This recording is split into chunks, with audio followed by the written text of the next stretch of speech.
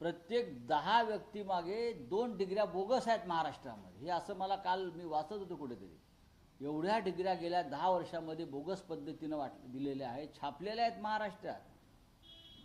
काय खटले चालले त्याच्यावरती, किती लोकांना अटक झाली बोगस डिग्री प्रकरणामध्ये. म्हणजे हार्वर्ड केम्ब्रिजच्या डिग्र्या मुंबईमध्ये छापल्या गेल्या. माहिती आहे का तुम्हाला? मी देईन तुम्हाला कागद त्याचे. शिक्षण खातं शिंदे यांच्या पक्षाकडे आहे. अहो, शिंदेचा आणि शिक्षणाचा काय संबंध आहे का? सांगा ना. शिंदेचं संपूर्ण मंत्रिमंडळ किंवा मग तुम्ही संजय शिरसाटला शिक्षण मंत्री करायला पाहिजे होतं ना. म्हणजे ते म्हणजे मौलाना अब्दुल कलाम आझादच आहेत, राधाकृष्णनच आहेत. कोणाला कोणीच सापडत नाही म्हणून कोणालाही शिक्षण मंत्री करायचं असं ते खातं आहे का? ते असं खातं आहे का?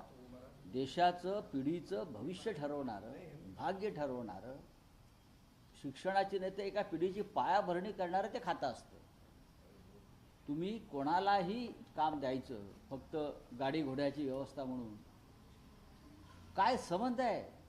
संपूर्ण शिंद्यांचं आमदार जर तुम्ही त्यांचं तुम्ही एक बघा सगळ्यांचं, त्याला CV म्हणता तुम्ही, सामुदायिक CV बघा त्यांचा.